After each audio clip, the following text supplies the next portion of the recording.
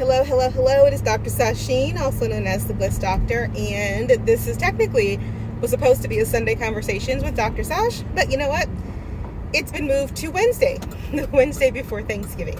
So as I said, I'm Dr. Sasheen, also known as the Bliss Doctor, your roadmap to being over 40, over it, and ready to move on to the next best chapter of your life. So if you're tuning in, thank you so much. Please like and subscribe and let me know you're out there listening. We're on the drive off to the grocery store to pick up the Thanksgiving vittles. If you don't know what vittles are, they're food. I grew up in the Midwest on the belt buckle of the South, so sometimes you get a colloquialism or two in my vocabulary. Anyway, so what I want to talk about today is my hair appointment yesterday, and I'll insert a picture of me under the cap. Excuse me. Here.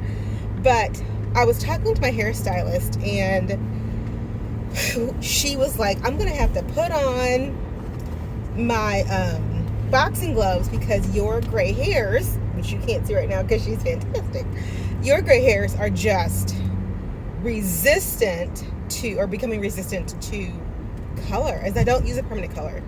I refuse to put a permanent color on my hair, but that's not the point of this particular video. So she's like, your gray hairs are becoming resistant to color. What we're going to have to think about something else, because I like to be a few shades lighter than my natural brown. I like a more of a coppery color. So she's like, we have to think about this because it's taking a lot and your grays are really resistant. So we're in the process of working on my hair. She was so frustrated because I have the kind of hair that is kind of two demons in one. The front of my hair is very fine, definitely my mother's soft, springy curls. But the back of my hair is much more full-bodied. I've never had a coarse curl, but it's just got a more texture to it. I'm a mixture of my mother and my father. Truly, I am. And so as we're discussing this and we're talking about things to do, she's like, we can color one half of your hair in one way and then color the other half. And I'm like, oh, that's fine. And she's like, or we can go, if we go lighter, if you want to keep going copper, blah, blah. And I said, what's the easiest thing for us to do? And she puts her hand in my hair and she says, your hair is so strong in some ways and so fragile in others, because my hair fell out at one point in time. It's actually fallen out twice in my life, which is what I want to talk to you about today. But the second time it fell out was because I was iron deficient, and that's really what I want to focus on. The first time it fell out was due to, well, I guess it's fallen out 3 times. The first time was due to a side effect from being on a certain type of birth control, which no one knew about. It was one of the rare side effects that was a side effect but wasn't very common. Score 1 for me. The second time, it was a bad hairstylist, and I will only say this about hairstylists.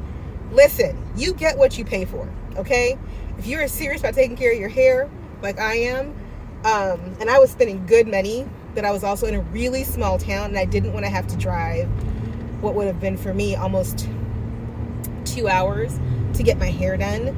And so I was kind of stuck in place. Luckily, I moved on. But either way, the stylist wasn't very versed in my type of hair anyway. And so, long story short, she just destroyed my hair, and so I had to go really short and start again. This time when my hair began to fall out, I was doing everything right. My stylist was fantastic, so I knew that wasn't it. And I ended up going to the doctor and was diagnosed with iron deficient anemia, really severely iron deficient anemia. And this is not uncommon in women, especially in women over the age of 35, especially black women. And so I was fortunate enough to get it caught and able to almost 100% recover, though I still have to take iron pills because my body just doesn't process iron the same way as other people's do. So all that to say, she puts her hand in my hair. She's like, your hair has gotten so strong again. It's still fragile in the places where it's grown back, but that, so we want to make sure that we don't overstretch it and overtax it as it's growing back. And I said, so what's the easiest thing?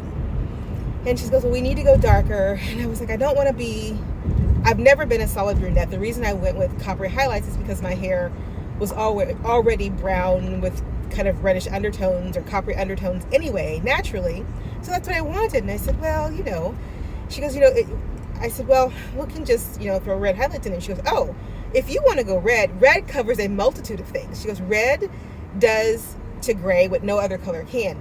For some reason, grays love red. And I said, well, baby girl, let's just take me to a true redhead. So the next time you see me, I will probably be somewhere around a redhead, which I love, because though I love this copper, and I think it makes, I want to feel like the fall leaves are actually on my head.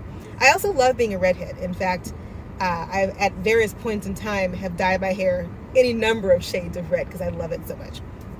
So I said, next time, we're just going to take me red. And take me all the way back red again. It's going to be fantastic. And I realized as I was sitting there how grateful I was for the fact that my hair did recover. But more importantly, my health recovered.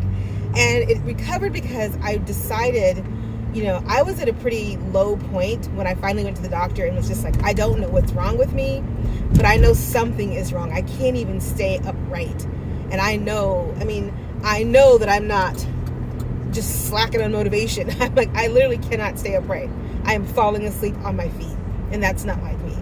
And so I'm really glad that I was diagnosed and was able to correct this issue in my body. But so often, especially when you get to be 35 or 40, so many things in our bodies change that we don't always take the time to listen because we're so busy. And when you have decided to start your next best chapter, when you have decided to figure out what's next for you, what's going to be the next 40 years of your life, because like I say, if you're in your 40s, you got 40 years left. You're in your 50s, you got another 40 years left, 30, 40 years left. You're in your 60s, you got another 20, 25 years left. How you going to live that? How you going to make that work for you? How's it going to be? How's it going to go down for you? And if you want to have a really great next chapter, there are 3 things I think that you got to do. Number 1, you got to decide to leave some things behind. And you got to decide to let some things go. So on top of understanding and learning that I was iron deficient anemic, I also understood that for as much as I love certain things about the way I have been able to live my life, if I want to continue to live my life in better health and with more of what I want, I'm going to have to make some changes. Not only some dietary changes, but just some life changes that I think are fantastic to make, but will require me to do some things radically different than I've been doing. So that's the first thing. Over 40, bodies change. Bodies that pack on the pounds in there and don't let go of those pounds that you've been holding on to. And I know that, but there's sometimes you need to be reminded. Number 2, the second thing is I really reevaluate, and probably every decade, what's important to me, because priorities change, and they should change. We grow, we learn, we experience. If you're not growing and learning and experiencing, then you're just kind of stagnant, dead, and dying. And so it's that time in my life where I'm ready to evaluate what I really want and what I hope to have in the next 10 years. And I'm realizing I'm kind of over winter. I love the fall, love the spring, love the summer. I'm a summer baby. I don't mind being hot. I hate being cold. But I don't love the winter. It's not my favorite thing. And I don't necessarily want to spend all of my time 3 months out of the year. To me, a whole quarter being cold is too much. That's my opinion. Just my opinion. But it is my opinion. A whole quarter.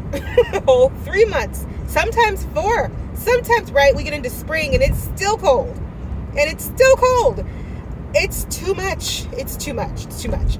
And so I'm evaluating a environmental change in pursuit of a little more warmth in my life, though I would miss the fall color. So it's a catch-22. I'll have to figure that part out. But number 3, so I reevaluate my priorities about every decade.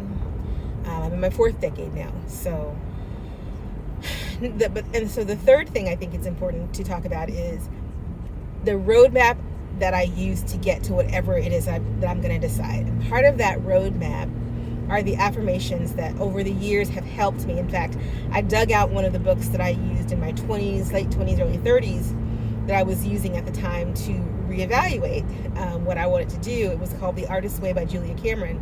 One of my favorite books. I still own it to this day. I still have the very first copy of it that I ever had, that I scribbled all my notes in and everything else. And I was reading some of the things I wrote in the margin, and I realized I've kind of come full circle on some things, in the fact that I want some of those things still, now that I'm in my 4th decade, but I don't want some of those things in the same way anymore. And so my affirmations have always helped me to get clear.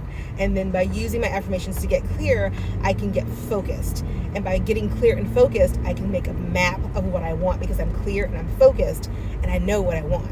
And so that's where I am at this point, is getting clear, getting focused in the next decade, and then making a plan of action to get me what I want swiftly and quickly. Because here's the other thing that I love about my life, and I hope that you love about your life in the 2nd chapter. There's no need to belabor points anymore. There's no need to spend a lot of time going over and discussing what you want to do. You can just do it. You have the capacity. You've lived on this planet long enough. You're in your 40s.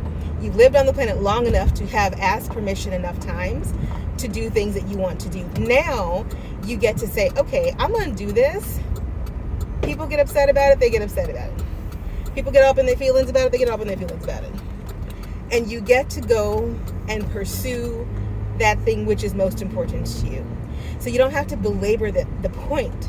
Take your time, get your mind right, get your priorities straight, set your affirmations, make your plan, but then babies, get to work. Get to work doing the things that you want to do. So that's it for today. This is my Wednesday before Thanksgiving chit chat, which should have been Sundays with Dr. Sash, conversation with Dr. Sash, but Sunday was busy. Sunday was busy, y'all. And besides, it was a fabulous day to be driving to the, oh my gosh, look at all those cars. Holy Hepzibah. Okay, so that's it. I will talk to you later.